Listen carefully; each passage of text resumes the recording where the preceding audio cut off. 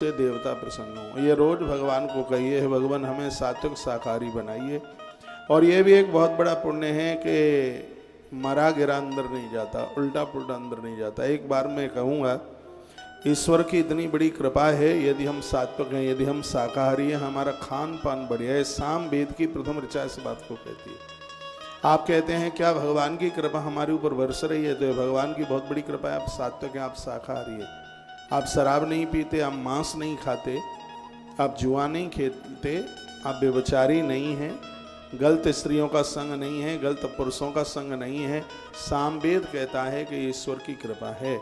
इसे भगवान की कृपा मान लीजिए। ये परमात्मा की कृपा के बिना यह बिल्कुल भी संभव नहीं है। तो उसी के लिए कहा गया कि हे भगवान, आप हमें सर्वोत्तम स्थान रहने के लिए दीजिएगा, जहाँ पर हम धर्म सदकर्म करें, अच्छे विचारों के साथ जीवन जी सकें, अपने आप को पवित्र बना करके रखें। ऐसे हमें पवित्र पदार्थ दीजिए जिससे हमारी बुद्धि ठीक रहे। तो ये वेद ही तो हमें कहता है, वेद ही ने तो कहा है कि ये खाना चाहिए, नहीं खाना चाहिए। जो भी हम सुबह से लेकर शाम तक, रात्रि से लेकर के भोर तक जो जीवन जीते हैं, इस सब को वेदों में कहा गया है। और वेदों की वाणी साक्षात ईश्वर की वाणी है, माइक नहीं है, साक्षात परमात्मा की वाणी है, भगवान की वाणी है। हे भगवान, मेरी बुद्धि ठीक होगी, मेरा मन पवित्र होगा, और मैं जानता हूं कि जब मेरा हृदय पवित्र होगा तो मेरे हृदय में आप आकर के बैठ जाएंगे। यह साधक भगवान से प्रार्थना करता है। मुझे देश के कोने कोने तक सुना जा रहा है, युवा बच्चे भाई लोग भी सुन रहे हैं, बेटियां बहनें सुन रही हैं। मैं आपको निवेदन करूंगा, वही चीज खाओ जिसका भोग भगवान को लगता है, जिसका भोग परमात्मा को लगता है। इंसान इसलिए ज़्यादा बढ़िया है क्योंकि वो बुद्धिमान है। कल अयोध्या से मैं निवेदन कर रहा था, पंछी उड़ लेते हैं, चींटियाँ रेंग लेती हैं, मछलियाँ तैर लेती हैं, सिंह में इतनी ताकत है, हाथी बड़ा बलिष्ठ है, लेकिन तो भी इन सब से इंसान बड़ा है। इंसान इन सबको अपने कैद में कर लेता। क्यों? क्योंकि इंसान के पास बुद्धि है, ये और किसी के पास नहीं है। 84 लाख योनियों में एक ऐसा इंसान ही तो है जो बुद्धि रखता है। तो कहा जाता है कि जिसकी बुद्धि नष्ट होती है तो उसका सर्वस्व नष्ट हो जाता है, उसका विनाश, बुद्धि नष्ट विनाश हो जाता है। विनाश कालीन विपरीत बुद्धि, व्यक्ति के विनाश के समय पर उसकी बुद्धि विपरीत हो जाती है। बुद्धि को ठीक कैसे रखें, कैसे समत्व भाव में बुद्धि को रखें, यह बात हमारे उपनिषदों ने कही, यही बात हमारे वेदों ने यह बात कही है। बुद्धि के बल से ही मनुष्य सत्य में जीवन जीता हुआ असत्य को त्याग देता है। बुद्धि द्वारा व्यक्ति बड़ी बड़ी कठिनाइयों से पार पा जाता है। यह खेल पूरा बुद्धि का ही तो है। कल मैंने अयोध्या के रास्ते से ये निवेदन किया है कि बुद्धि को पवित्र रखने के लिए नित्य प्राणायाम कीजिएगा। एक भी दिन ऐसा ना निकले जिस दिन आप प्राणायाम ना करें। प्राणायाम रोज किया करें, भले ही आपके पास कितने भी काम है। आज बीमारियों का बहुत बड़ा दौरा चल रहा है, अस्पतालों में बेड खाली नहीं है, लोग इतने बीमार हो रहे हैं। मंदिरों में भीड़ है ही, लेकिन हॉस्पिटलों में भी भीड़ कम नहीं है। आप चाहेंगे तो आप अपने आप को अस्पताल से रोक सकते हैं, बस थोड़ा सा अपने आप का परिवर्तन करना होगा। वेद भगवान की शरण में एक साधक कहता है कि हमें ऐसे पदार्थ दे दो जिससे हमारी बुद्धि ठीक रहे। यही तो मांग की गई है। तो इसका मतलब है कि सब कुछ बुद्धि के ऊपर डिपेंड है। और योग वासिष्ठ रामायण में भी मन और बुद्धि की ही चर्चा की गई है। यदि हमारी बुद्धि ठीक है तो हमारी जिंदगी देवताओं जैसी हो जाएगी, आनंद हो जाएगा। तो बुद्धि ठीक रहे उसके लिए पहला सूत्र नित्य प्राणायाम।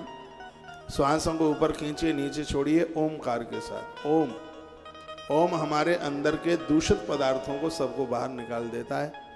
एक भी स्त्री पुरुष में से कोई न रहे जो रोजाना प्राणायाम के समय पर ओमकार का उच्चारण न करे। ओम ओम शब्द का उच्चारण नित्य कीजिए। और अगली जो बात कही गई है वो तनाव मुक्त होकर के जीवन जिए। काहे को टेंशन कर रहे हो जब सब कुछ भगवान ही करने वाला है? तो आप काहे को परेशान हो रहे हैं? जैसे छोटा जो बच्चा है वो मस्त रहता है क्योंकि उसको पता है कि चिंता मेरे पिता को होगी, हमें काहे की चिंता है। जब तक वो भोला है, छोटा है, तब तक पिता उसकी पूरी की पूरी रक्षा सुरक्षा हर प्रकार की व्यवस्था करता है। आप भी बहुत कमाने के बाद भी, आप भी बहुत बड़े होने के बाद भी बालवत स्वभाव रखिए।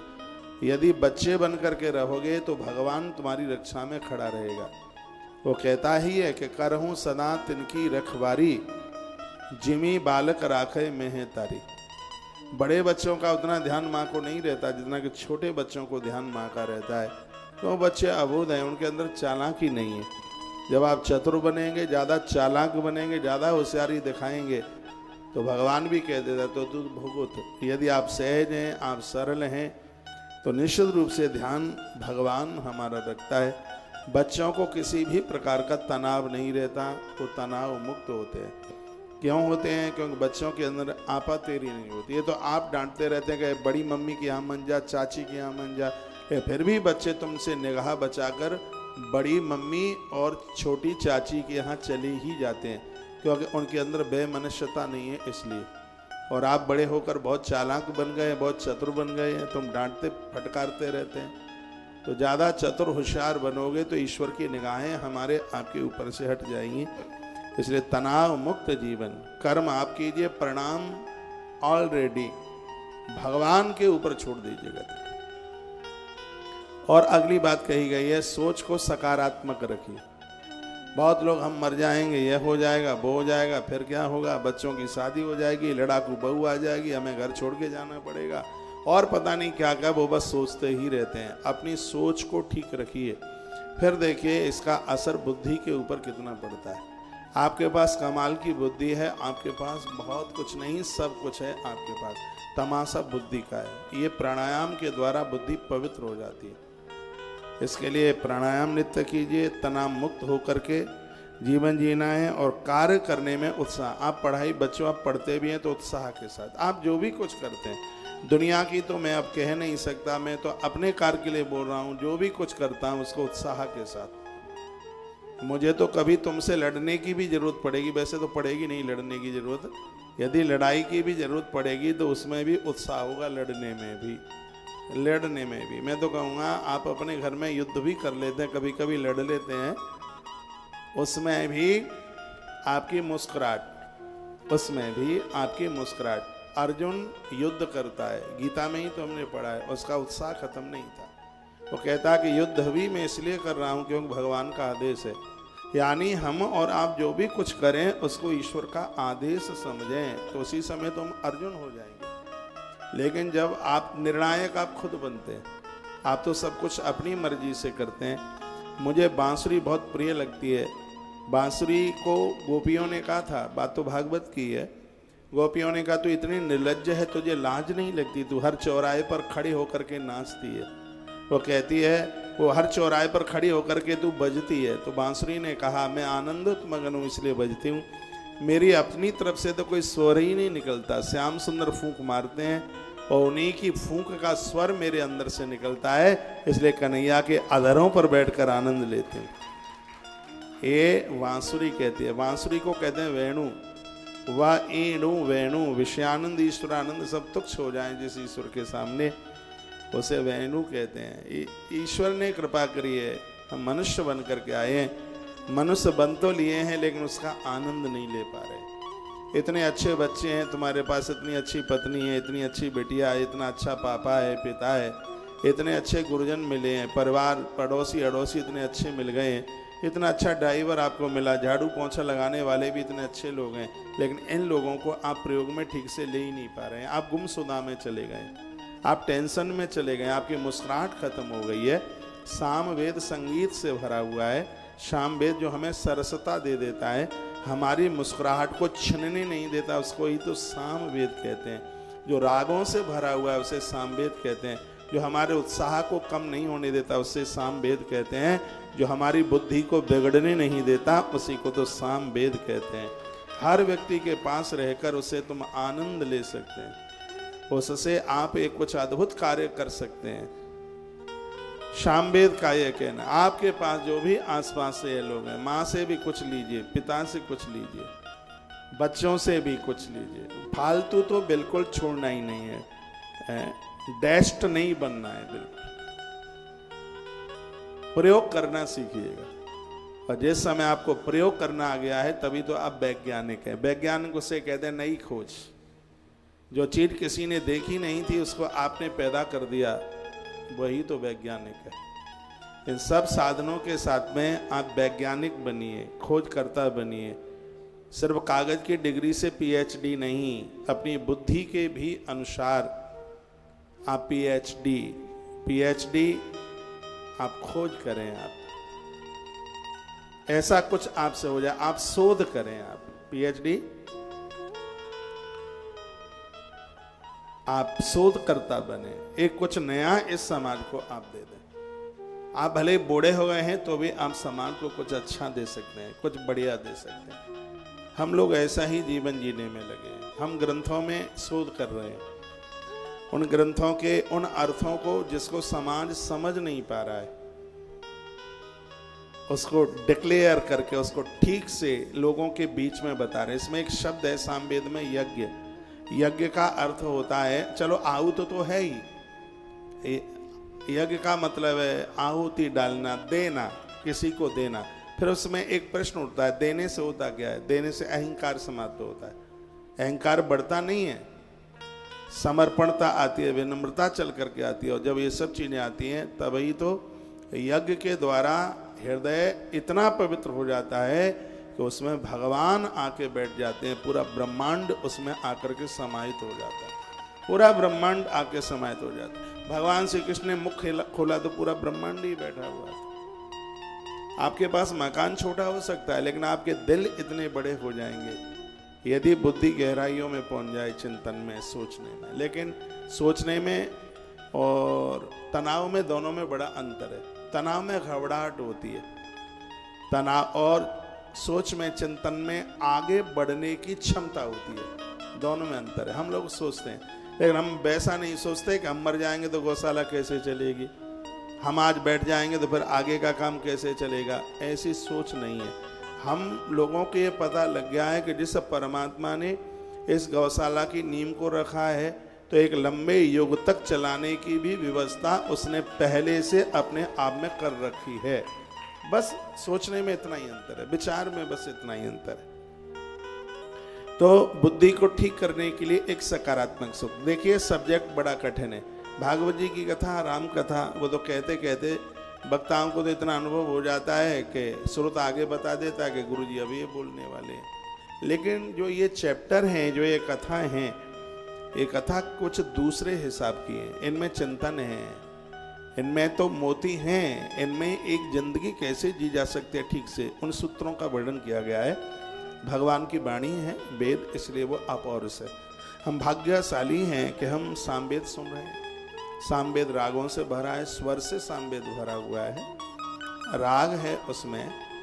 और ईश्वर को प्राप्त करने के लिए स्तोत्रों का वर्णन है। स्तुति कैसे करें, भगवान का स्मरण कैसे करें, यह है इस ग्रंथ में है जिसको आप सुनने के लिए जा रहे हैं।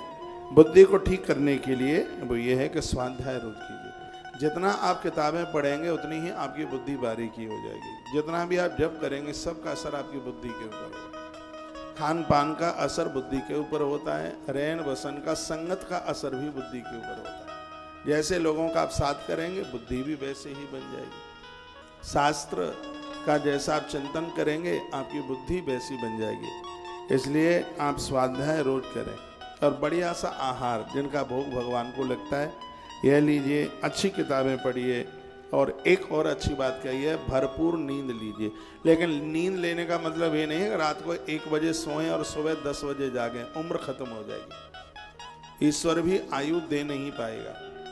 मैं तो कहूँगा कि इतनी जल्दी से सो जाइए कि सूर्य भगवान की पहली किरण निकले उससे पहले आंख का बिस्तर छूट जाए। आप स्वस्थ होंगे, मस्त होंगे और तंदुरुस्त होंगे। आप करके तो देखिए, ये नियम ले लो कि रात को इतना जल्दी से आप सो जाइए कि भोर में आपकी आंख जल्दी खुल जाए। एक बड़ी अच्छी बात मैं आपके बीच में बोल रहा हूँ, वो ये है कि स्वस्थ होने के लिए नींद का होना बहुत ज़्यादा जरूरी है। बच्चों में उत्साह क्यों होता है? क्योंकि उनका नाम है शिशु। शिशु का मतलब होता है साथ से है, वो सोते ज़्यादा है इसलिए उनका नाम शिशु है। और टेंशन में आपकी तो नींद ही चली गई है। रात रात भर करवटें बदलते रहते हैं, आपको नींद ही नहीं आती। चाय के बिना आप रह नहीं सकते, कुछ ऐसी चीज़ों के बिना आप रह नहीं सकते। रात भर बस परेशान है, दिक्कत में, बार बार फ़ोन देखते हैं कि कितना बज गया, नींद आती ही नहीं है। और यह अनिद्रा की ये बहुत बड़ी बीमारी है, आयु को ख़त्म कर रही है, दिल दिमाग को समाप्त कर रही है। इसलिए नींद भरपूर हो। लेकिन नींद लेने का मतलब है, एक दिन मैंने किसी प्रवचन में बोला है, आप 50+ हो गए हैं तो दिन में सोना ही नहीं है, 50+ हो गए हैं तो दिन में नहीं सोना है, रात में सोना है। 9 बजे सो जाओ, 9:30 बजे सो जाओ, भोर में बिफोर 5 o'clock 5 बजे से पहले जागने की कोशिश कीजिए। ब्रह्म मुहूर्त है, इस समय में डायरेक्ट ईश्वर से बात हो सकती है।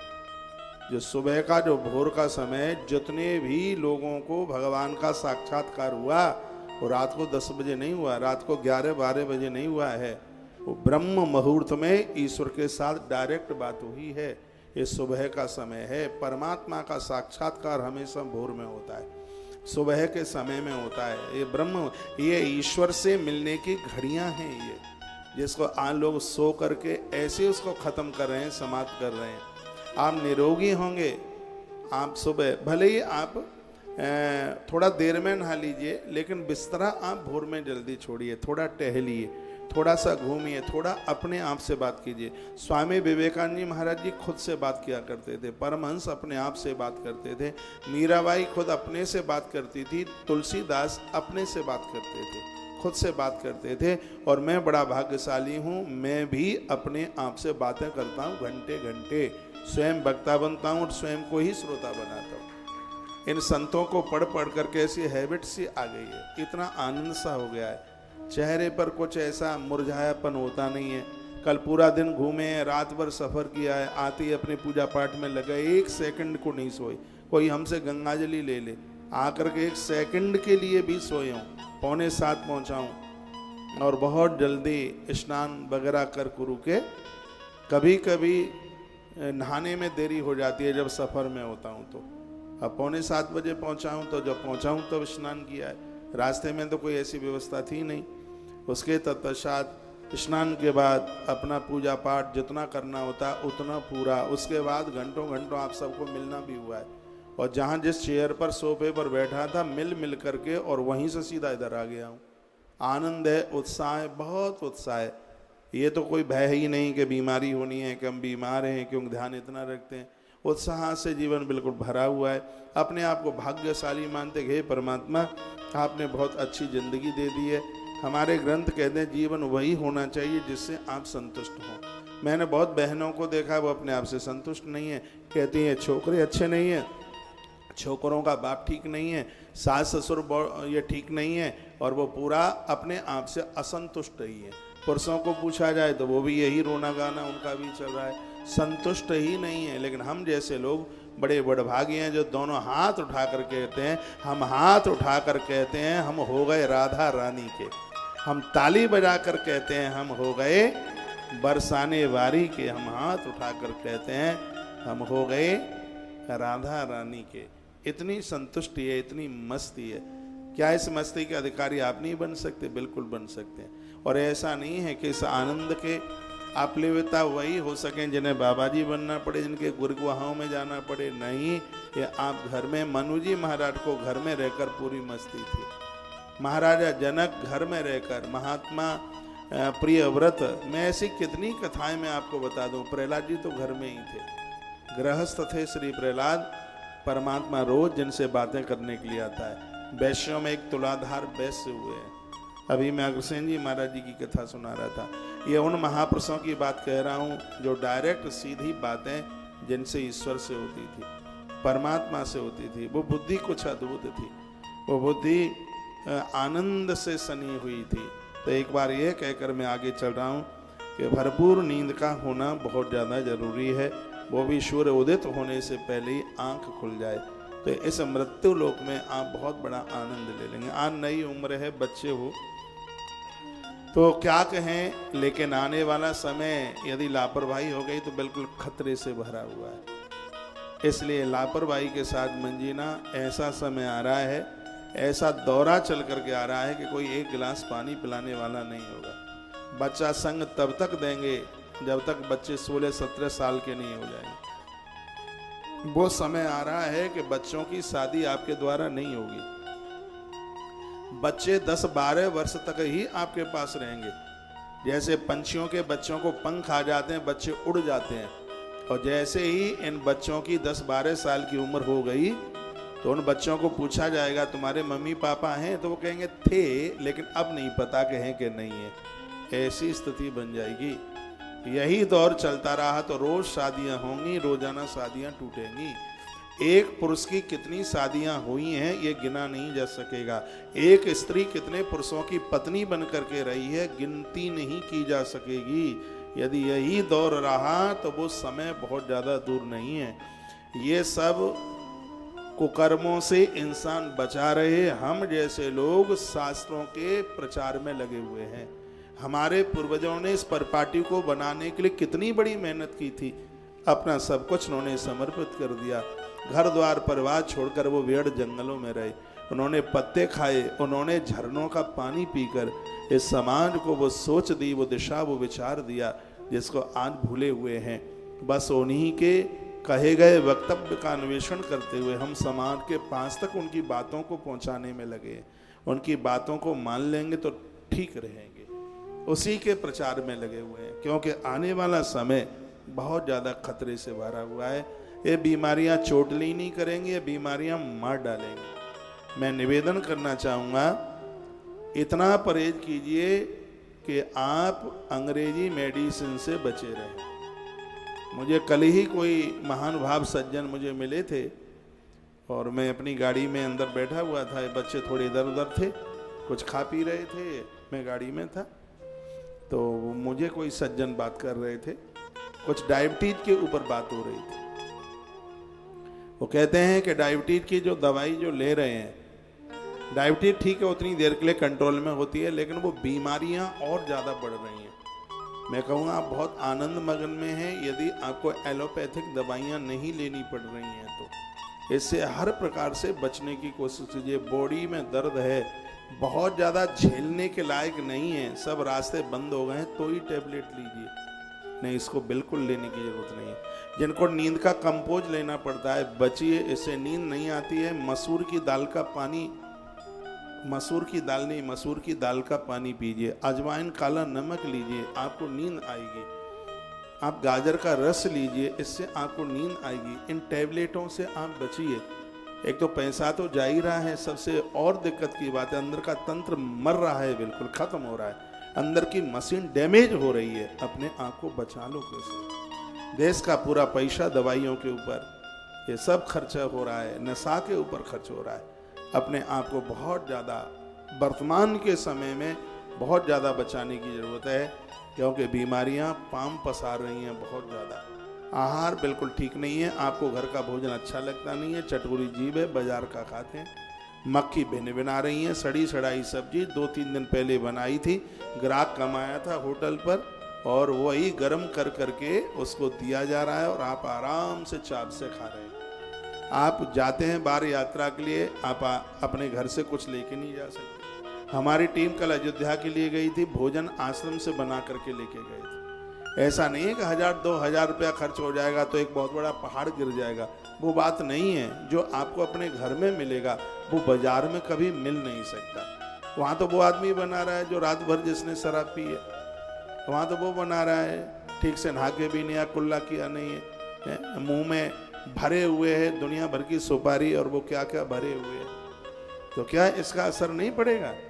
असर पड़ता है खान पान के ऊपर। आप बाहर जाते हैं तो इतना तो बना के ले जाइए कि रेल के डिब्बे में कुछ समय के लिए आपके काम में आ जाए। तो कितनी सुंदर बात यहाँ कही गई है कि आपके खान पान के ऊपर आपकी बुद्धि घूमती है। आपका खान पान जितना अच्छा होगा आपकी बुद्धि भी उतनी ही प्रखर होगी। बहुत लोग जीवन भर रटन तो रटते रहते तो पन्ना याद नहीं होता, और कुछ लोग एक बार कागज को देख लेते पूरा कंठस्थ हो जाता। क्यों? ये बुद्धि का ही तो प्रभाव है। तो हमारा सामवेद का पहला मंत्र कहता है, जिसमें एक साधक प्रार्थना करके कहता है कि हे प्रभु, आपसे हम प्रार्थना करते हैं कि हमें ऐसी बुद्धि दे दो जिससे ठीक ठाक पदार्थ हम अपने पास में रख सकें। जो विषाक्त है, जो जहरीले हैं, जो पास में रखने के लायक नहीं है, उनको मैं अपने आप से बहुत दूर कर दूं, उनको मैं अपने आप से अपने पास न आने दूं। और आनंद की बात यह है कि साम वेद में एक साधक ने रुपया पैसा भगवान से नहीं मांगा, पहले सूत्र में बुद्धि मांगी। अरे कोई तो बात होगी जब बुद्धि मांगी है। हम लोग भी पढ़ने के लिए जाया करते थे तो वो प्रार्थना गाई जाती थी, आपने भी प्रार्थना गाई होगी, इतनी बुद्धि हमें देना दाता। हाँ, शक्ति तो देना ही, लेकिन हमें इतनी बुद्धि ना होगी तो शक्ति कहाँ से आएगी। इतनी शक्ति हमें देना दाता, हे भगवान हमें शक्ति देना, हमें बुद्धि देना। या देवी सर्वभूतेषु, दुर्गा सप्तशती में भी है, या देवी सर्वभूतेषु बुद्धि रूपेण संस्थिता नमस्तस्यै नमस्तस्यै नमस्तस्यै नमो नमः। भगवान से बुद्धि मांगो। 3 बातें रोज जागते समय भगवान को कहो। असतो मां सद्गमय, भगवान में असत्य से सत्य की तरफ लेके चलो। तमसो मां ज्योतिर्गमय, हमें अंधकार से प्रकाश की ओर लेके चलो। और मृत्युर्मा मृतगमय, हमें मौत से अमरता की ओर लेके चलो। मरना तो सबको ही है, जो जन्म लिया है वो मरेगा, तो मरना सबको है। लेकिन हम गीदड़ों की, पशुओं की जिंदगी न जिए, हम इंसानों की जिंदगी जी के जाए तो आने वाला समय भी हमारे लिए याद करता रहेगा। ऐसा नहीं कि सोमवार को जन्मे, मंगल को बड़े हुए, बुधवार को सगाई, गुरुवार को विवाह और शुक्रवार को बच्चों का जन्म और शनिवार को बीमारी और रविवार को हॉस्पिटल में छोड़ के प्राण छोड़, हॉस्पिटल जाकर के प्राण छोड़ दिए। बस इतनी सी कोई जिंदगी रहेगी। थोड़ा सा अपना परिवर्तन, थोड़ा सा अपना बदलाव कीजिए। तो 7वें नंबर पर मैं प्रखर बुद्धि के लिए एक बात आपके बीच में निवेदन की है, और वो बात यह है कि भरपूर नींद का होना ज़्यादा जरूरी है, वो भी दिन में नहीं। जिस प्रकार से बेसमय की फसलें स्वास्थ्य के लिए ठीक नहीं है। दालें कई तरह की आती हैं, दाल वही स्वास्थ्य के लिए ज़्यादा, मूंग की दाल वही स्वास्थ्य के लिए ज़्यादा फायदेमंद है जिनकी कटाई क्वार के महीने में होती है। भादों के बाद में क्वार आता है। क्वार कार्तिक में जो मूंग काटी जाती है वही स्वास्थ्य के लिए फायदा है। लेकिन एक मूंग ऐसी भी है जो मई जून में जिसकी कटाई होती है, जो स्वास्थ्य के लिए बहुत हार्मफुल है, बहुत ज़्यादा हानिकारक है। बाजरा वही बढ़िया है जो कार्तिक में आता है, लेकिन एक बाजरा जून में आता है। बाजरा है कि विष है, वो जहर है, वो काय का बाजरा है वो, लेकिन वो जून में बाजरा आता है। एक दाल ऐसी है जो जून में आ रही है, और एक दाल, हाँ अरहर की दाल, एक दाल ऐसी है वो जून जुलाई में आ रही है। लेकिन दाल तो वही ज्यादा बढ़िया है ना, अरहर की दाल जो चैत्र के महीने में, बैसाख के महीने में आ रही है। सबसे ज्यादा फसल में टाइम लेने वाली अरहर की दाल है, इसलिए स्वास्थ्य को भी बहुत ज्यादा फायदा करती है। लेकिन यहाँ ये 5-4 महीने में आती है, वहाँ वो 1.5 महीने में आ रही है। तो 1.5 महीने वाली ज्यादा फायदा करेगी कि 5 महीने वाली ज्यादा फायदा करेगी? 5 महीने वाली ज्यादा। कितना देखो, इसको कितना महीना होता है, ये बोई जाती है जुलाई में, जुलाई में पानी गिरता है तो अरहर बोई जाती है। कितना महीना इसको लगता है? 8-9 महीना लगता है। जुलाई, अगस्त, सितंबर, अक्टूबर, नवंबर, दिसंबर, जनवरी और मार्च 8वें महीने में कटती है जाकर। अब हम तो किसान के बेटे हैं, इसलिए हमें पता है ना कि कौन सी फसल कब कटती है। 8 महीना लेती है अरहर, लेकिन एक ऐसी भी है वो 1.5 से 2-2.5 महीने में आ रही है, इसलिए वो बीमार कर रही है, देह में गांठें बना रही है, परेशान कर रही है। खान पानी ही तो ऐसा नहीं है सिर्फ गुटखा खाने से ही बीमारियां बढ़ रही। माताएं कौन सा गुटखा खाती हैं, कौन सी शराब पीती हैं, फिर भी कैंसर अपनी टांगें पसार रहा है। क्यों?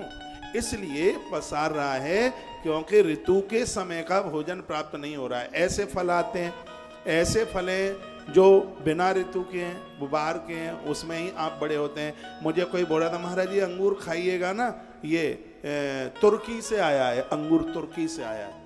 मैंने कहा इसकी विशेषता क्या है? तो बोलते हैं कि इसकी विशेषता है कभी अंगूर का मौसम नहीं है तो भी ये अंगूर देखो खाने को मिल रहा है। हमने कहा ऐसी चीज हमें चाहिए ही नहीं है जिसका मौसम नहीं है खाने का, और जिसका मौसम नहीं है खाने का वो चीजें आप खाओगे वो आपको बीमार कर देंगी। तो कोल्ड स्टोर में सब्जियां रखी जाती हैं बेमौसम की। जो एक मटर चलती है जिसको आप सफला मटर कहते हैं, वो मटर नहीं है, वो विष है। एक सफला मटर होती है ना, जिसको कोल्ड स्टोर, जिसको स्टोर किया जाता है, उसको आप खाते हैं पनीर में डाल करके, पूरा साल भर आप खाते हैं। मटर वही ज्यादा बढ़िया है जो अपने सीजन में आती है मटर, लेकिन उसको स्टोरेज करके फिर उसको सब खाते रहते हैं। तो ये क्या है? इससे सब बीमारियां फैल रही हैं। और बस खाने को चाहिए, भैया माल पराया हो सकता है, पेट पराया नहीं है, अपना ध्यान रखिए। खान पान का असर पूरा बुद्धि के ऊपर होता है। और एक साधक भगवान से प्रार्थना करके कहता है, भगवान मुझे इतनी बुद्धि दे दो, मैं अपने पास वही चीजें रखूं जिनसे मैं मरूं नहीं, जिनसे मैं तकलीफ में ना आऊं, जिनसे मुझे कोई दिक्कत परेशानी न हो, मेरे परिवार को जिससे कोई दिक्कत न हो। देखो सामवेद में एक साधक भगवान से ऐसी बुद्धि मांग रहा है, और यहाँ तो पढ़े लिखे लोग होने के बाद में मूर्ख बनने की बिल्कुल कोशिश कर रहे हैं। ईश्वर ने आपको पैसा आपकी योग्यता से ज़्यादा दे दिया है, तो अपनी बर्बादी के लिए नहीं है, अपने आप को खत्म करने के लिए नहीं है। शिव पुराण तो यह कहती है कि धन तो धर्म के लिए, धन आपकी जरूरतों को पूरा करने के लिए, धन नष्ट करने देने के लिए नहीं है। सो धन धन्य प्रथम गति जाकी, धन्य पुण्य रत मत सोई पाकी। धन इतना ही होना चाहिए जितने धन से हमारी मति ठीक बनी रहे। ज़्यादा धन होगा बुद्धि बिगड़ेगी, व्यसनी बनेगी, लंपट खोर बनेगी, बेवचारणी बन जाएगी ये बुद्धि। इसलिए धन भी उतना ही चाहिए जितने की हमें आवश्यकता है। साईं इतना दीजिए जामे कुटुंब समाए, और मैं भी भूखा न रहूं साधन भूखा जाए। ये सर प्रवचन करने की बातें ही नहीं है, हम लोग इन सब बातों को, तथ्यों को अपने जीवन में उतारते हैं। आप बहुत शालीनता के साथ सुन रहे हैं, धन्यवाद है आपका। जितनी भी गृहिणी मेरी बहनें, मेरी माताएं मुझे सुन पा रही हैं, देवताओं को वही फल चढ़ाओ। ऐसा कोई मंत्र नहीं है जिसमें फलम समर्पयामि लिखा हो। हम लोगों ने कर्मकांड के मंत्र पढ़े हैं, ऐसा कोई मंत्र ही नहीं है जिसमें ये लिखा हो फलम समर्पयामि। जो फल का मंत्र है, या फल नीर्या अफला अपुष्पा, तो उसमें फलम समर्पयामि शब्द ही नहीं है, उसमें लिखा है ऋतु फलम समर्पयामि। तो ऋतु फल का मतलब है कि जिस समय आप पूजा कर रहे हैं उस समय देवता के ऊपर वही फल चढ़ाइए जो उस ऋतु का फल है। भगवान को नहीं चाहिए कि स्टोरेज करने वाला फल उसको आप चढ़ाएं, उससे उसको खुशी मिले, नहीं, उसको वही फूल चाहिए जो उस ऋतु में चढ़ रहा है, उसको वही फल चाहिए जो उस ऋतु का जो फल है। तो यही हमारे और आपके लिए, हाँ आप भी वही फल खाएं।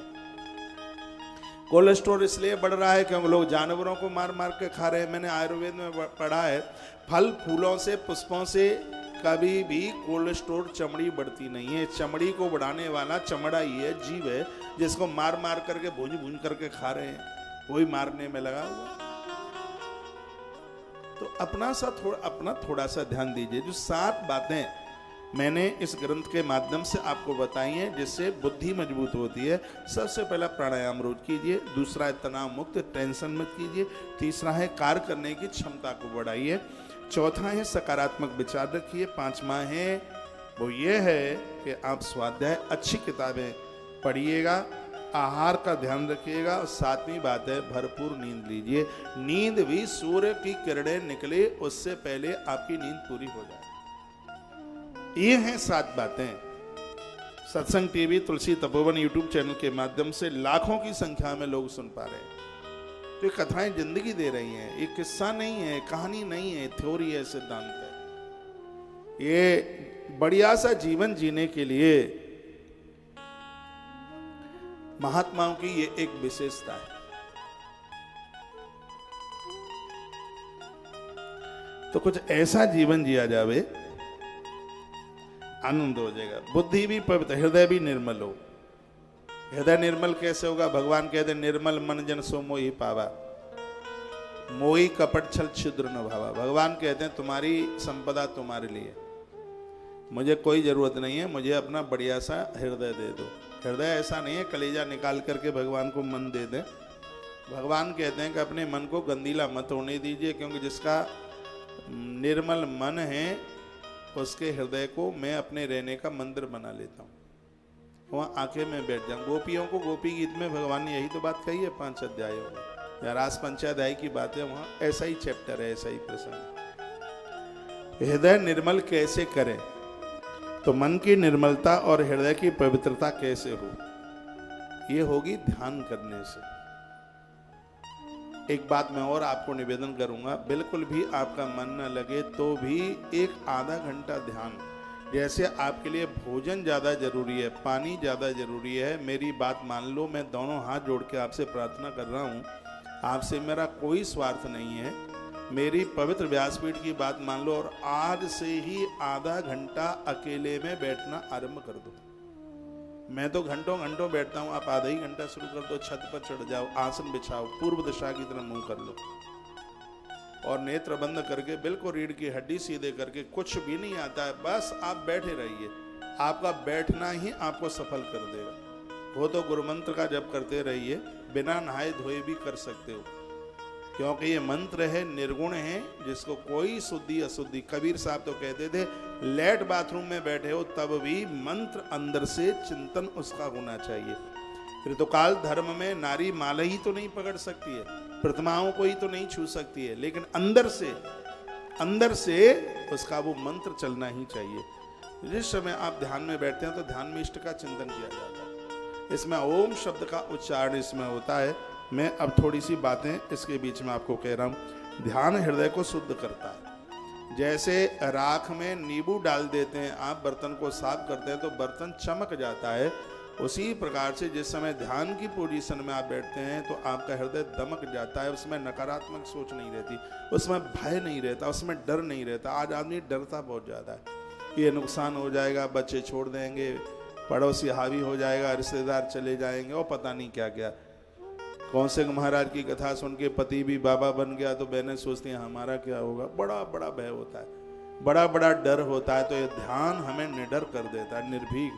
पूज्य स्वामी विवेकानंद महाराज कहते हैं कि मेरे पास में मेरे शरीर का उतना वजन नहीं है जिससे मैं दुनिया को जीत लूं, मेरे पास हथियार तलवार भी नहीं है जिससे मैं जगत को जीत लूं। हाँ, मेरे पास एक ध्यान है जिसको मैंने केंद्रित करना सीख लिया है, इसके बलबूते मैं चाहे जिसको परास्त कर सकता हूं। ध्यान वो ताकत है, ध्यान वो सिरा दे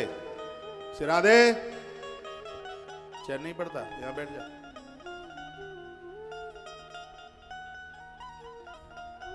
नहीं सुना?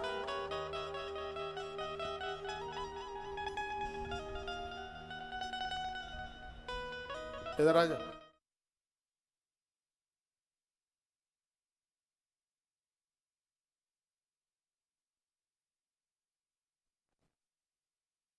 जी महाराज की तो कितनी सुंदर बात कही है।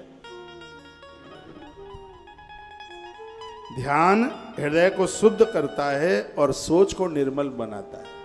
विद्वान वही हो जाते हैं, जगत के मार्गदर्शक वही हो जाते हैं जिनकी सोच निर्मल है, जिनकी सोच पवित्र है। हमें शाश्वत वेदों के मार्ग का अनुसरण करना चाहिए। जो सर्वभक्तिमान ईश्वर से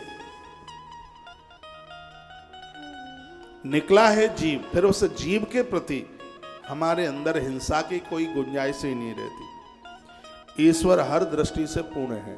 ध्यान में वो सब पूर्ण ईश्वर का पता लगता है। परमात्मा अपूर्ण नहीं है, इसलिए हमारे उपनिषद का एक वाक्य है, एक मंत्र है, पूर्णमदः पूर्णमिदं पूर्णात् पूर्णमुदच्यते पूर्णस्य पूर्णमादाय पूर्णमेवावशिष्यते। इस लोक से लेके परलोक तक एक ऐसा सिर्फ परमात्मा है जो पूर्ण है, और हमारा कल्याण वही करता है जो पूर्ण है।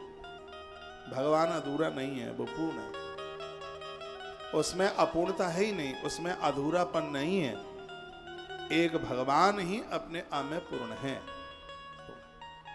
पूर्णाहुति में जरूर बोला जाता है पूर्णमदः पूर्णमिदं, क्योंकि आहुतियां डालकर अभिमान होता है कि हमने देवताओं को इतनी आहुतियां दे दी। तो वेद का मंत्र कहता है कि जो तुमने आहुतियां डाली हैं हवन में, इससे खुशी आपको मिलती है। ईश्वर को आपसे कुछ भी नहीं चाहिए। जैसे बेटी से पिता कुछ भी नहीं चाहता, बेटी की दौलत, बेटी की संपदा पिता नहीं चाहिए, पिता को कुछ भी नहीं चाहिए। जिस प्रकार से बेटियों का कुछ भी पिता को नहीं चाहिए, उसी प्रकार से भक्तों का कुछ भी भगवान को नहीं चाहिए। जैसे एक पिता बेटी की वृद्धि चाहता है, उसके बच्चे खुशी रहें, उसके पास खूब संपदा हो, उसी प्रकार से परमात्मा भी चाहता है कि मेरे भक्त सदैव प्रसन्न रहें, इनके पास कभी भी किसी भी प्रकार की कोई भी कमी न रहे। ये भगवान चाहता है, ईश्वर चाहता है। तो ईश्वर तो अपने आप में पूर्ण है। कोई भी ये कहने का साहस नहीं रख सकता कि भगवान के पास अधूरापन है। दूसरे धर्म के भी नहीं कह सकते, उसके पास अपूर्णता है ही नहीं, उसके पास कहीं भी अपूर्णता नहीं है। उसके पास कमी नहीं है, बिल्कुल भी नहीं है।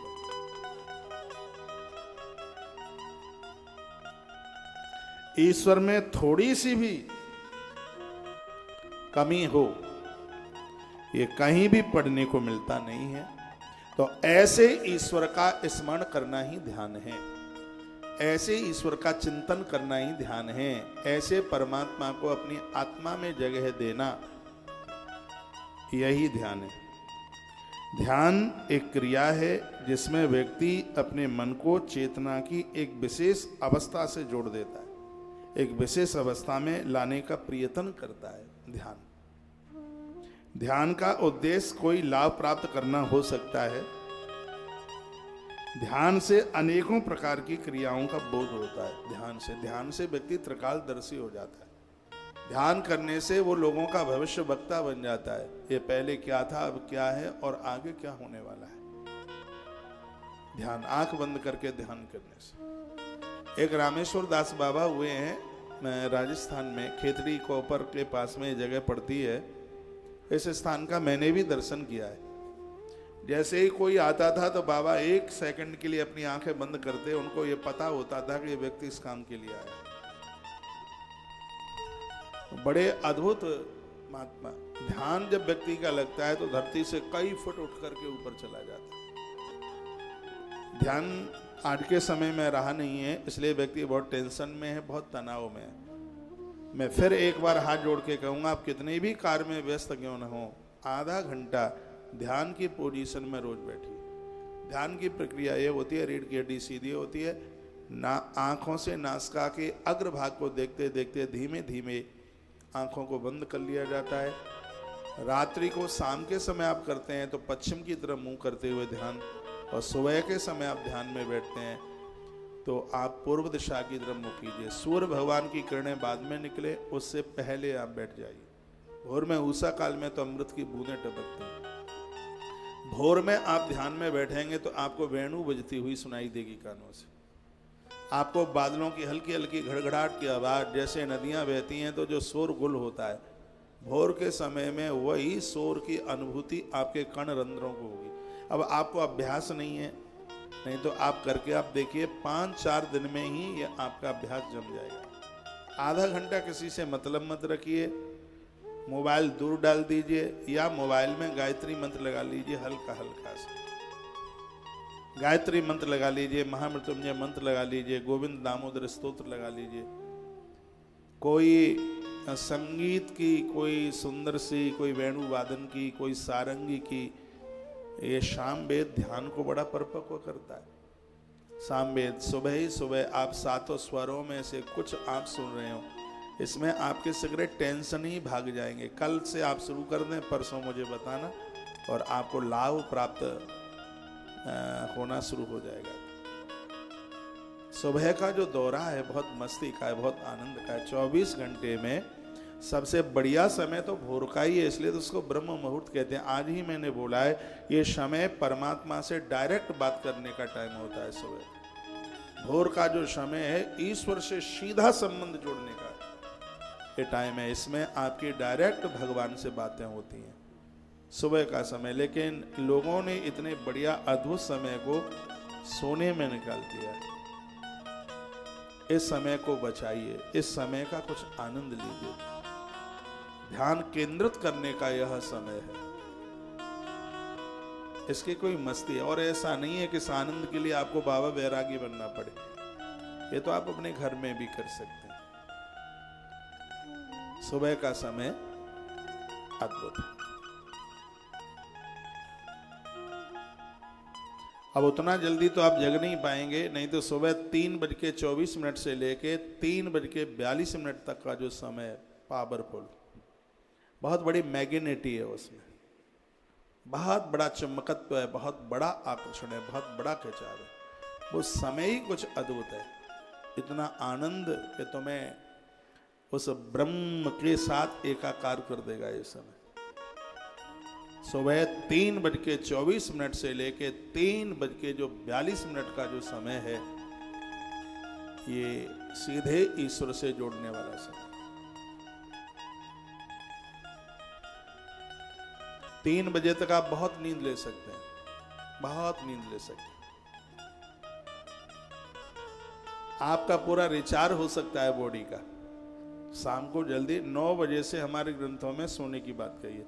9 बजे से पहले सोना स्वास्थ्य के लिए ठीक नहीं है। 9 बजे साधक लोग हैं जो अपने साधना की पगडंडी पर चल पड़े हैं और 9 साढ़े 9 बजे सो जाएंगे। वैसे भी 9 बजे सोने वाले को हीरा कहते हैं, 10 बजे को गोल्ड कहते हैं, 11 बजे को पीतल और 12 बजे को तो लोहा ही कहते हैं। आप जल्दी सो जाएंगे, 9 बजे से नहीं, पहले 9 बजे आप सो जाएं और भोर में आप 3 साढ़े 3 आप जग जाते हैं। मैं कहूँगा नहा लो बाद में, सुबह यदि 3 सवा 3 बजे आप जग गए हैं तो इस समय में थोड़ा सा आप बैठिए। मैं तो कहूँगा 3 से साढ़े 4 के बीच में भी आप कुछ आधा घंटा बैठ लेते हैं तो ये समय बड़ा अद्भुत है, इसमें बहुत आनंद होता है। मुझे 4 बजे से पहले जागने की आदत है। मैं स्नान 4:30 के बाद और 5 बजे के पहले करता हूँ, इसी आधे घंटे के बीच में। लेकिन 4:30 बजे तक मेरा ध्यान, मेरा योगा, मेरी और कुछ एक्सरसाइज, मैं स्नान के बाद प्राणायाम करता हूँ, ध्यान नहाने से पहले, स्नान से। और जितना टाइम मिलता है उतना उसमें बहुत आनंद मगन है, बहुत आनंद होता है, एक दिव्य मस्ती होती है। और मैं चाहता हूं कि उस मस्ती के साथ आप भी जुड़ें। मैं पूरे देश को अपनी बात नहीं भर सकता, तो कुछ लोग तो मेरी बात मानेंगे, मेरी व्यासपीठ की बात को मानेंगे, जिससे आपका जीवन मृत्यु लोक में होता हुआ भी आप स्वर्ग जैसा अनुभव करेंगे। कभी व्यासपीठ से मुझे आपने ईश्वर से शिकायत करते हुए नहीं देखा होगा, उसने हमें बीमार कर दिया, हमें कुछ दिया नहीं, हमारा यह कर दिया, कभी कोई शब्द निकलता ही नहीं। तो वो घटनाएं कभी घटती ही नहीं है। ईश्वर के होने की अनुभूति होती है ब्रह्म मुहूर्त में। प्रातः का जो साम्राज्य वो भगवान का होता है, फिर तो सब दुनियादारी ची ची पी पी करती हुई दिखाई देती है। हॉर्न बज रहे हैं, कोई रो रहा है, कोई गा रहा है, कोई शिकायत करने को आ रहा है। लेकिन वो भोर का समय ही तो है जिस समय दुनिया सो रही होती है और आप भगवान से बात कर रहे होते हैं। उस समय आपकी वार्ता परमात्मा से हो रही होती है, ईश्वर से हो रही होती है। उस समय ही अपने आप में बड़ा अद्भुत है। आप ध्यान के द्वारा अपनी चिंता, तनाव को दूर कर सकते हैं। मेडिटेशन, ध्यान, ये आदत का सब्जेक्ट है, एक ही दिन में नहीं होगा, आप अभ्यास करेंगे, अभ्यास का विषय है। अर्जुन ने कहा था मन लगता नहीं है, गीता में तो भगवान क्या बोले, अभ्यास है न वैराग्य न। हे कुंती पुत्र, मन लग जाएगा, इसके लिए अभ्यास और संसार की वस्तुओं को छोड़ने की बहादुरी, वैराग्यता, ये दोनों चीजें होनी चाहिए। तो ध्यान भी एक अभ्यास के ही द्वारा हो सकता है। इसके लिए आपको नित्य अभ्यास करना होगा। आप ध्यान के द्वारा अपनी चिंताएं, तनाव को दूर कर सकते हैं। ओम ओम का उच्चारण करना चाहिए नित्य। ये मंत्र उच्चारण लंबे स्वर में करना चाहिए। रोज ये काम करोगे तो कुछ दिन में आप सकारात्मक फल की प्राप्ति कर लेंगे। एकाग्रचित्तता बढ़ेगी और मन शांत हो जाएगा, मन आनंदोत मग्न हो जाएगा, मन शांत हो जाएगा। तनाव की स्थिति है, टेंशन है, चिंता है, वो सब भाग जाएंगे। सच में देखा जाए तो हम असली मनुष्य तो तब ही बन पाएंगे। ध्यान की जो पोजीशन है वो हमें आनंदोत मग्न कर देती है, बहुत आनंद कर देती है। आज शाम से या कल सुबह से ही आरंभ कर दीजिए। हम आपसे ज्यादा टाइम कहाँ मांग रहे हैं, आधा ही घंटा तो मांग। अपने मोबाइल में हल्की हल्की बांसुरी बजती रहे, सारंगी बजती रहे, या और कोई हल्का हल्का गीत, आपकी आंखें बंद हों बिल्कुल। लंबी लंबी श्वासों के साथ में ओम ओम का उच्चारण करते हुए जो सुबह का जो आनंद है, ये बाजार में नहीं मिलेगा। इसके लिए आपको ही अपना परिवर्तन करना होगा। सर्वप्रथम ध्यान कैसे करें? मान लिया जाए अभी तक आपने किया नहीं और अब आप शुरुआत कर रहे हैं। सर्वप्रथम ध्यान कैसे करें? तो प्रारंभ में आप आसन पर बैठ करके अपना हाथ घुटनों के ऊपर रखें। 5 मिनट श्वासों को अंदर बार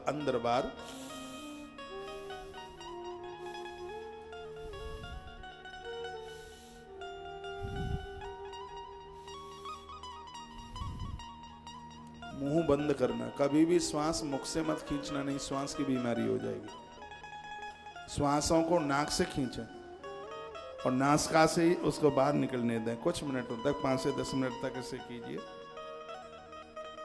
ध्यान में मन लगेगा। ध्यान कितने मिनट तक करें? प्रत्येक दिन कम से कम आधा घंटा ध्यान कीजिए, 30 मिनट ध्यान कीजिए। ऐसा करने से आपकी एकाग्रचित्तता बढ़ेगी। ऐसा आप दिन में 2 बार कर सकते हैं, सुबह भी कर सकते हैं और शाम को भी कर सकते हैं। मन को ध्यान में लगाएं कैसे? जिस समय आप ध्यान कर रहे हैं उस समय आप जप करते रहिए। माला पकड़ने की भी जरूरत नहीं है, बिना माला के मंत्र का जाप करें। जब भी आप मेडिटेशन की यानी ध्यान की शुरुआत करते हैं तो शांत रहने की उस समय कोशिश होनी चाहिए। ये नहीं कि सब दुनियादारी से बात भी कर रहे हैं, अरे तुमने ये नहीं किया, नल आ गए पानी नहीं भरा, दूधिया आ गया दूध नहीं लिया, तो ज़्यादातर ऐसे तो वही होता है। तो उस समय अपने आप को बिल्कुल शांत रखने की ज़रूरत है, शांतिपूर्वक माहौल में। इसलिए तो किसी पेड़ के नीचे या कहीं आप सुबह सैर करने के लिए जाते हैं, आज के समय में घूमना सिर्फ एक ही बात के लिए समझ रखा है, क्योंकि इनको डायबिटीज से, कोलेस्ट्रॉल से भयभीत हो गए, इसलिए घूमने के लिए जाते हैं। एक भी बंदा इसलिए घूमने को नहीं जाता कि मन शांत रहे। हम जैसे लोगों ने कह दिया है आधा घंटा सुबह आधा घंटा शाम घूमते रहोगे तो मधुमेह नहीं बढ़ेगा, शुगर नहीं बढ़ेगी। तो वो बात मान ली है उन्होंने। तो आधा घंटा सुबह, थोड़ा मोटापा ज़्यादा बढ़ रहा है, वजन बढ़ रहा है, तो बोल दिया है उनको थोड़ा घूमते रहोगे तो वजन कम होता रहेगा। तो चर्बी कम करने के लिए सुबह शाम सैर करने के लिए जाते हैं। डायबिटीज से बचने के लिए सुबह शाम थोड़ा सैर करने के लिए जाते हैं। लेकिन मैं कहना चाहूँगा आप इसलिए भी घूमिएगा क्योंकि घूमते हुए फिर थोड़ा सा आप बैठिए, आधा घंटा 20 मिनट बैठिए, नेत्र बंद कीजिए और किसी मंत्र का उच्चारण करते हुए पूर्व दिशा की तरफ मुंह करके थोड़ा समय दीजिए। इससे आपके अंतःकरण को शांति मिलेगी, इससे आपका मन शांत होगा। ये जरूर कीजिएगा। ध्यान की तो बड़ी अद्भुत महिमा है। प्रत्येक दिन कम से कम आधा घंटा, प्रत्येक दिन आधा घंटा दीजिए, जिसमें एक आसन पर, जिस आसन में आप बैठे हैं इसको सुखासन कहते हैं। बहुत बढ़िया, मैं बैठा हूं जिस आसन में, सुखासन है। तो इसी आसन से अपने मेडिटेशन को इसको आरंभ कीजिए। ऐसा करने से आपकी एकाग्रचित्तता बढ़ेगी। पूज्य श्री विवेकानंद जी महाराज कहते थे कि जितने भी टीचर्स लोग हैं, अध्यापक लोग हैं, आप किताब में जो पढ़ा रहे हैं वो सब ठीक है, अपने बच्चों को मेडिटेशन जरूर पढ़ाइए, उन्हें ध्यान जरूर पढ़ाइए। लेकिन टीचर ध्यान तो तब पढ़ाएगा जब उसको खुद आता हो ध्यान, तब वो पढ़ा पाएगा। तो जितने भी टीचर्स लोग हैं वह उस ध्यान की क्लास के एक अनुभवी शिक्षक हों और ये बच्चों को दीजिएगा। और मैं तो ये कहूँगा कि किसी भी जाति संप्रदाय का व्यक्ति है, बच्चा है, ध्यान जो करेगा, ध्यान से निरोगता और मन को शांति और ईश्वर के साथ एकाग्रचित्तता बनाए रखने की कौशलता उसके पास आ जाएगी। यह अनुभव उसके पास बिल्कुल चल के आ जाएगा। इसलिए जितने भी शिक्षक गुरु लोग हैं उन्हें चाहिए कि अपने क्लास के बच्चों के अंदर इस योग्यता को भर दें। ऐसा करने से आपकी एकाग्रचित्तता बढ़ेगी। ऐसा आप दिन में 2 से 3 बार कर सकते हैं। मन को ध्यान में लाने के लिए मंत्र का जाप करें। जब भी आप मेडिटेशन करें, शुरुआत में मन को शांत करने की कोशिश करें। शुरू में ये मन शांत होगा नहीं, इधर उधर भागेगा। घोड़े को भी एकदम आप अपने हाथ में लेते हैं तो रुकता नहीं है। नई नई गाड़ी आप चलाते हैं तो आपने देखा गाड़ी बहकती है, स्टेयरिंग आप पकड़े हाथ यूं हिलते हैं, कभी वो इधर जा रही होती है कभी इधर जा रही होती है। लेकिन पहले से कोई मास्टर अच्छा सा ड्राइवर बगल में बैठा है तो गाड़ी चलाने में भय नहीं लगता, बिल्कुल डर नहीं लगता। यही ध्यान की पोजीशन है। कोई बताने वाला है तो ये ध्यान ही आपको निडर कर देगा। कोई बताने वाला हो, कोई समझाने वाला हो। शांतिपूर्वक माहौल में ध्यान, जहां हल्ला गुल्ला बिल्कुल भी न हो। योगासन करें, शरीर को सहज करने और अकड़ दूर करने के लिए ध्यान से पहले आसन की जरूर व्यवस्था जरूर करें। प्राणायाम रोजाना करें। प्राणायाम में श्वासों को ऊपर खींचा जाता है, फिर रोका जाता है, फिर धीमे धीमे बाहर छोड़ा जाता है। मैंने और भी ग्रंथों के माध्यम से प्राणायाम की बातें बहुत बार आपके बीच में करी है। प्राणायाम 3 तरह का ध्यान होता है, कुंभक, रेचक और पूरक। अष्टांग योग का अद्भुत सूत्र है प्राणायाम। अष्टांग योग में 8 सूत्र हैं। यम, नियम, आसन, प्राणायाम, प्रत्याहार, ध्यान धारणा और समाधि, ये 8 है। अपने प्राणायाम को भी मजबूत करें। ध्यान लगाएं कैसे? मंत्र का जप करें, शांतिपूर्ण माहौल में ध्यान करें, योगासन करें, संगीत मधुर मधुर चलता रहे। एक समय निर्धारित कर लें। ऐसा नहीं है कि आज मैंने कह दिया तो कल 3 बजे कर लेंगे, परसों 7 बजे कर लेंगे, अदरसों 9:30 बजे कर लेंगे। जब तक रविवार आएगा तब तक भूल ही जाएंगे। जो काम आपने शुरू किया है उसको टाइम पर करें, उसको समय पर करें। सूर्य भगवान समय से निकलते हैं।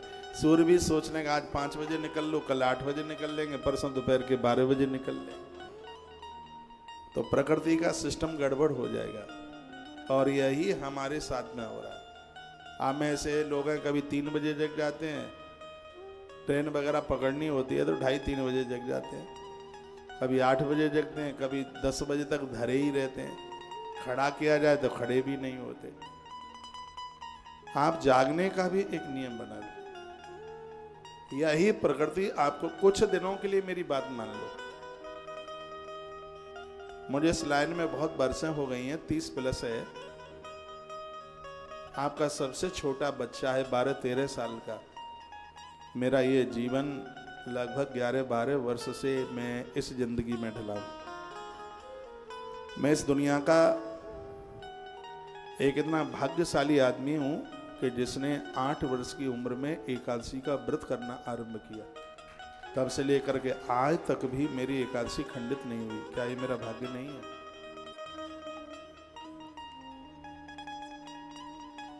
दुनिया जिस समय संसार की मौज उड़ाने में मस्त व्यस्त रहती है,